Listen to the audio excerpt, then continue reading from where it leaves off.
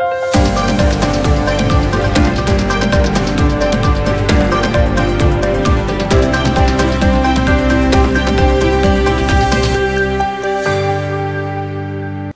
मी प्रियंका. शंखनाद न्यूज चॅनलच्या मराठी बातमीपत्रात आपलं स्वागत करते. पाहुयात आजच्या काही मुख्य बातम्या.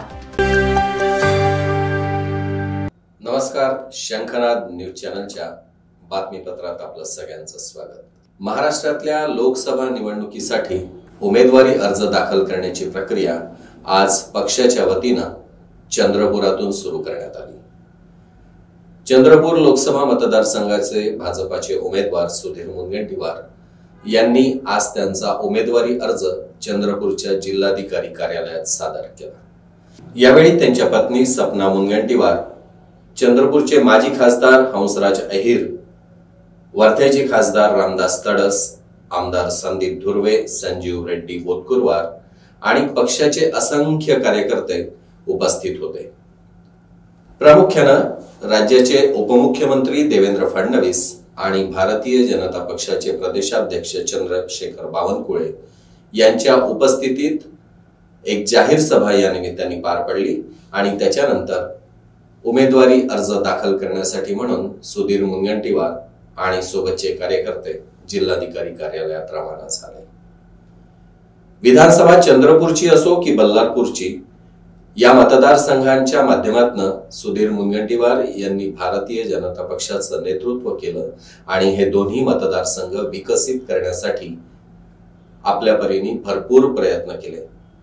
चंद्रपूरची ही तोफ आता दिल्लीत धडकणार असल्याचं गौरवोद्गार राज्याचे उपमुख्यमंत्री देवेंद्र फडणवीस यांनी यावेळी कार्यकर्त्यांना संबोधित करताना केले.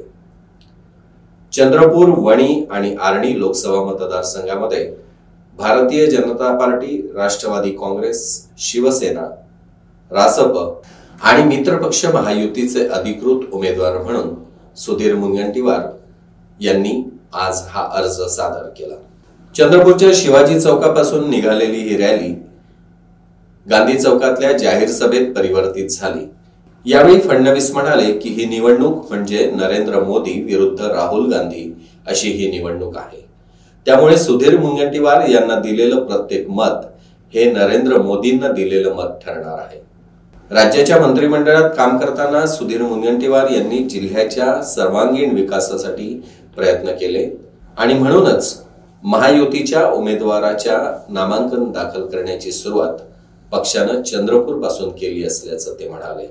दरम्यान आपला निवडणुकीचा अर्ज सादर केल्यानंतर सुधीर मुनगंटीवार यांनी पत्रकारांशी बोलताना कुठलीही निवडणूक जाती, धर्माच्या किंवा पंथाच्या आधारावर लढली जात नाही, तर ती विकासाच्या मुद्द्यावर लढली जाते असं मत व्यक्त केलं. आपण चंद्रपूर लोकसभा मतदारसंघाचा पूर्ण शक्तीनं विकास करू शकतो. आज राज्य सरकारचा आशीर्वाद इथल्या जनतेच्या पाठीशी आहे, केंद्र सरकारचा आशीर्वाद पाठीशी आहे आणि अशा वेळेला जातीच्या आधारावर जर निवडणूक जाणार असेल तर हे योग्य नाही. त्यामुळे मतदारांनी जाती धर्मावर न जाता विकासाच्या मुद्द्यावर मतदान करावं असं आवाहन देखील सुधीर मुनगंटीवार यांनी केलं. की माझ्या विरोधातला काँग्रेसचा खासदार निवडून गेल्याने संसदेमध्ये काम होऊ शकेल का? होऊ शकत. जातीच्या आधारावर काही लोक म्हणतात निवडणूक गेली पाहिजे. मी देशहितासाठी निवडणूक घेतो. मला वाटतं की हिंदू, मुस्लिम, शीख, ईसाई हम सब है भाई भाई. हिंदू धर्माची कोणतीही जात असेल, मुस्लिम धर्मातले कोणीही लोक असेल, मी जीव तोडून काम करतो. माझ्या कार्यालयात मी कधी जात विचारली नाही, धर्म विचारला नाही, रंग विचारला नाही, वंश विचारला नाही. मी फक्त आणि फक्त हा माझ्या मतदारसंघाचा नागरिक आहे, हा भाव घेऊन काम केलं. एवढंच नव्हे, देशातून कोणीही मला काम सांगितलं, हमदर्द समजून माझ्याकडे आला तर मी कधीच त्याला सरदर्द समजलो नाही. काँग्रेसच्या पक्षाचे नेतेही आले तरी मी काम केलंय. मी हा माझा साधा प्रश्न. कोणी म्हणतात सहानुभूती, सहानुभूती इतके वर्ष असले तर मग ठीक आहे, माझं बिघडणार नाही. सहानुभूती, तुम्ही जर आज सहानुभूतीवर मतदान कराल, विकासावर करणार नाही, तर मग 4 वर्ष 11 महिने 29 दिवस 23 तास 59 मिनिट मग तुम्हाला तुमची सहानुभूती करावी लागेल. हा, तुम्ही विकास कामाच्या तुलनेने मतदान करा. तुम्हाला वाटलं की सुधीर मुनगंटीवार हा विकासच करू शकत नाही, तर मला मतदान नको आहे. विकासासाठी करा की मी पूर्ण शक्तीने विकास करू शकतो. राज्य सरकारचा आशीर्वाद हा तुमच्या पाठीशी उभा राहील, केंद्र सरकारचा आशीर्वाद तुमच्या पाठीशी उभा राहील. आणि जर तुम्हाला वाटतं की मला जातच पाहिजे आहे, मग मला वाटतं की आज तरी समाजामध्ये जात पाहिली जात नाही. एखादा पेशंट एखाद्या जातीचा असेल तो असं म्हणतो का की डॉक्टर जातीचा असेल तरच मी जाईल? एखाद्या रेस्टॉरंटमध्ये गेल्यावर तो असं म्हणतो का की मी समोसा एक प्लेट ऑर्डर देताना पहिले तो समोसा बनवणारा माझ्या जातीचा आहे की ते पाहिजे?